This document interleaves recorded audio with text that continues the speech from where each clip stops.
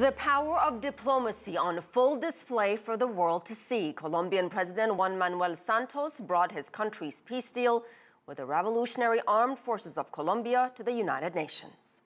It's the first time that the victims have been placed at the center of the solution to the conflict. Their rights to truth, to justice, to reparations, and to non-repetition. It's also the first peace agreement to include a special gender chapter to give the same rights to women as to men, and we are emphasizing that particular aspect. Santos presented the deal to the UN Security Council about 12 hours ago. UN Secretary General Ban Ki-moon thanked members for supporting it. The deal is due to be signed on Monday, and CCTV's Michelle Bege is following the daily developments. Michelle, what a day for President Santos in New York. Yes, Asier, definitely a very important day for Santos.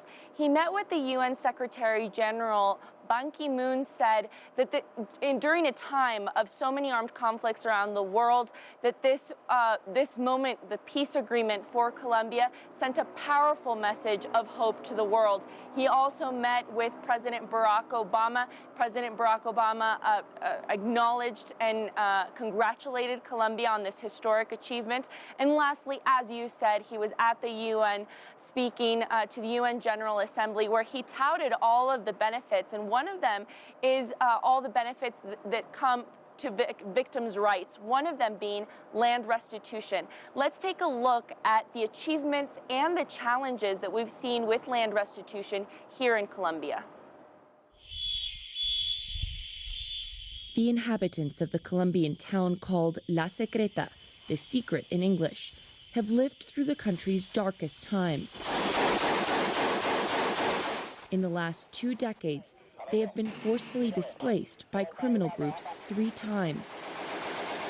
Fear got hold of us that we would have to leave again. There were a couple of courageous ones who stayed, and I'm thankful nothing happened to them. In 2011, the Colombian government passed the land restitution law. It aims to compensate the millions of victims who lost their land during the armed conflict. Residents of the secret are beneficiaries of the law. In 2000, right-winged paramilitaries massacred Tania Castillo's parents when she was only 3 years old. Today, she is one of the first orphans to receive a land title from the Colombian government, inheriting the lands that once belonged to her parents. She's among the few Colombians of her generation who are rebuilding their lives in rural areas. Most choose to stay in the cities, where many families have rebuilt their lives. Tania says land restitution is only the beginning. Rebuilding these communities will also require schools and better roads.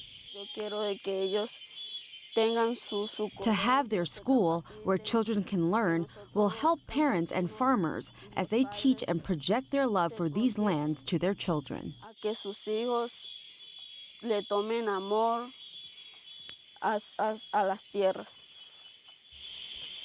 Even though there is still room for growth, the people of the secret consider the land restitution project a success.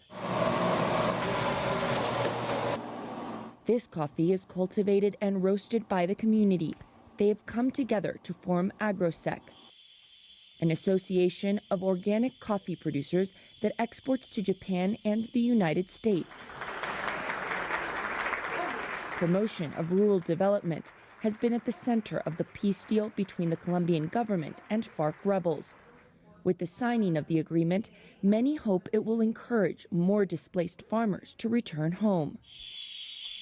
But in Colombia, some politicians and landowners have criticized the land restitution law, saying it gives away lands to the FARC, a claim that victims of the conflict say they find offensive. I think these people are more interested in war, because you can benefit much more economically from the war than from signing the peace deal, which will instead ensure a dignified life for farmers. While victims hope the peace deal will transform the lives of this country's farmers, that transformation may take a long time. In the last 5 years, the government says it restored around 200,000 hectares of land to their rightful owners. a fraction of the millions yet to be returned. Michelle Begue, CCTV, Colombia.